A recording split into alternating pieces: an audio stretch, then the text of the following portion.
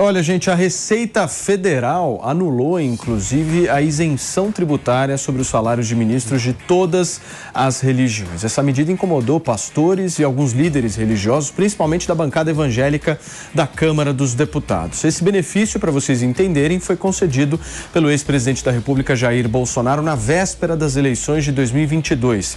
Agora, a Receita Federal afirma que a medida do governo Bolsonaro não foi aprovada pela Subsecretaria de Tributação e foi anulada. O deputado federal Sóstenes Cavalcante, do PL, considera essa anulação uma afronta do governo Lula com a comunidade religiosa. Vamos seguindo por aqui, gente, porque alguns líderes religiosos, como pastores e ministros, deixarão, inclusive, de ter essa isenção tributária. E para a gente falar sobre isso, dentro de instantes a gente vai receber o deputado federal Cezinha de Madureira aqui para a gente poder repercutir um pouco mais sobre esse tema. Vamos girar mais o assunto por aqui, Lari. Vamos falar do que agora? Podemos? Podemos? Então vamos repercutir um pouco isso. Como é que vocês estão avaliando aí essa decisão por parte do governo? Correta ou não? Paulo, a princípio me pareceu uma decisão correta, né? Só que hoje, aliás, assistindo o Jornal da Manhã, aqui antes de começar o Morning Show, eu vi uma justificativa do deputado Sóstenes Cavalcante, que é um dos líderes da bancada evangélica no Congresso Nacional, que me pareceu de alguma maneira razoável. Ele chegou a dizer que houve uma confusão muito grande na divulgação dessa notícia, pois os pastores, padres, etc., eles não teriam, eles já nunca tiveram isenção de imposto de renda em seus respectivos salários, seus respectivos pagamentos. Então não mexeria nessa questão. O que estava sendo discutido era uma questão previdenciária que parece que tinha alguma dúvida até vinda por meio dos auditores. Então acho que essa entrevista com o deputado Cezinha de Madureira talvez vai nos sanar essas dúvidas. Será que precisava disso? Eu fico com essa dúvida. Olha, quando a gente está falando de previdência, se a pessoa vai receber, é importante que pague, porque a conta fica para alguém. Mas ela já não era isenta? Mas ela não vai receber aposentadoria depois? Mas ela era isenta, que é o que o Renato traz aqui. Ela não era isenta não isenta de imposto. Ela tinha um benefício já colocado já. É que os benefícios são para as entidades religiosas. Ou seja, se eu tenho uma igreja, os custos que eu preciso ter de luz, enfim, da estrutura necessária para manter a igreja funcionando, esses custos são isentos de tributação. Isso obedece o princípio da liberdade religiosa, a ideia de que o Estado não vai criar nenhum empecilho para o exercício da fé, seja essa fé qual for. Isso vale para as igrejas evangélicas, para a igreja católica, mas também para centros espíritas, para religiões de matriz africana. Então, a lógica aí é preservar a liberdade de culto. A questão é quando a gente sai apenas do exercício da fé e começa a falar de um sistema de maior profissionalização. Ou seja, quando alguém consegue, por exemplo, ter um salário para a profissão de missionário, qual é o tratamento jurídico? Na minha visão, a gente precisa ter, nesse sentido, igualdade diante da lei. Por quê? Porque se depois o pastor vai receber aposentadoria quando chegar numa determinada idade, esse valor da aposentadoria vai sair de algum lugar. Então é importante que, como qualquer trabalhador, na minha visão, é importante que ele pague a contribuição previdenciária. O debate é esse. Para garantir a liberdade religiosa, qual é a extensão da isenção tributária? É apenas para as igrejas ou também inclui o salário que se paga para um pastor, para um missionário? E será que isso aí não está com um cheirinho também de vingança pelo fato dos pastores não terem apoiado o Lula na eleição? Vocês não acham que tem um fator político aí nessa história? Eu acho que não, Paulinho. Eu te falo por quê. Porque o Lula, todo mundo sabe, o PT, a esquerda, está tentando se aproximar dos evangélicos, né? Então, se ele pensar esse tipo de postura dele para se vingar porque os evangélicos foram contra, em geral, o Lula e o PT nas eleições, ele está indo contra a ideia da reaproximação com a base evangélica, que é importante. Né? Só afasta. Mas a questão eu concordo com o Mano. E é importante destacar o seguinte, Paulinho, quando você vê, por exemplo, a quantidade de pessoas no Brasil que são milionárias, né, por conta da fé, né? Eu estava vendo o ranking aqui de quanto patrimônio os líderes evangélicos têm, né? Assim, é absurdo.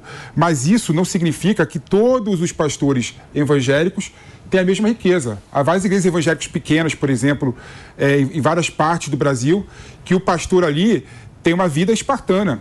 Tem uma vida franciscana, né? Pepe, então a gente tem que conversar. Tá com um cheiro de vingança muito Paulinho, forte. é engraçado porque a gente só vê essas medidas, a gente vê essas medidas de restrição, de anular a isenção, de retirar benefício. Concorde ou não com eles, é só contra os religiosos, é contra atiradores, colecionadores. Benefício é só para classe artística, para sindicato. É muita coincidência, né? Eu discordo. Vamos olhar os pastores e não vamos falar nada da saidinha temporária. Pela lógica, sim. É isso que rola. Pela lógica, são prioridades, amigo. Mas, Paulinho, pela lógica, não tem nenhum sentido que estou falando, né? O evangélico, ele corresponde a uma parcela muito grande da população.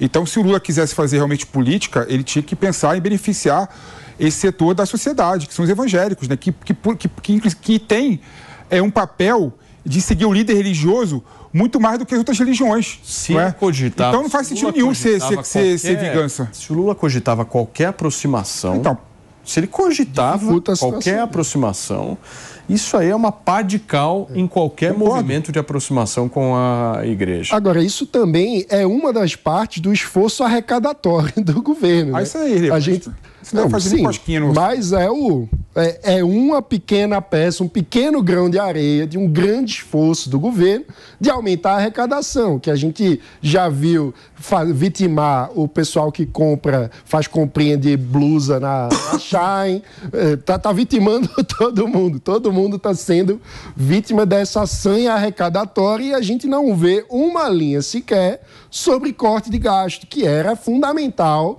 para, de fato, conseguir o equilíbrio fiscal. Infelizmente, o governo só pensa em arrecadar mais. Muito bem. Para você que está no rádio, eu vou fazer um rápido intervalo, são 11h37.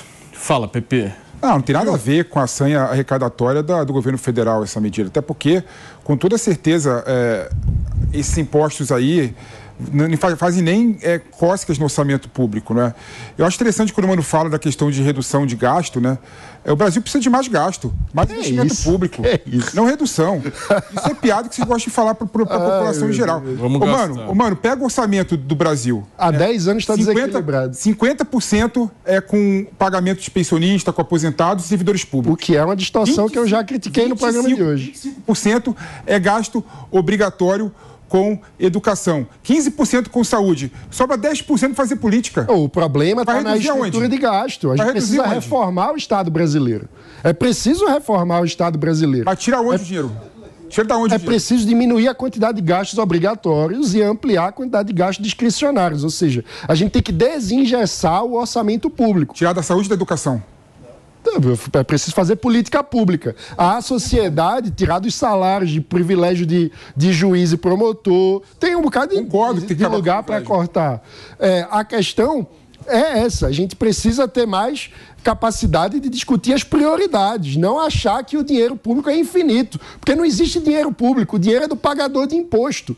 Toda vez que você fala em aumentar gasto, na prática você está falando de aumentar o chicote no lombo do cidadão brasileiro que está pagando imposto para sustentar essa máquina. Então, a gente precisa falar disso com racionalidade. Dinheiro não nasce em árvore, dinheiro não cai do céu, é limitado, o orçamento tem que ter prioridade na hora de gastar. Se você investir bem e aumentar o crescimento econômico e reduzir a desigualdade social, a população ganha mais do que perde. Aí vamos discutir qual é a qualidade do Estado brasileiro na hora de gastar. A gente joga dinheiro no lixo o tempo inteiro. Mas por que não se discute isso e aí olha para o pastor e fala, pastor, é você, pastor, é você o grande culpado dessa história. Mas não é só o pastor, né?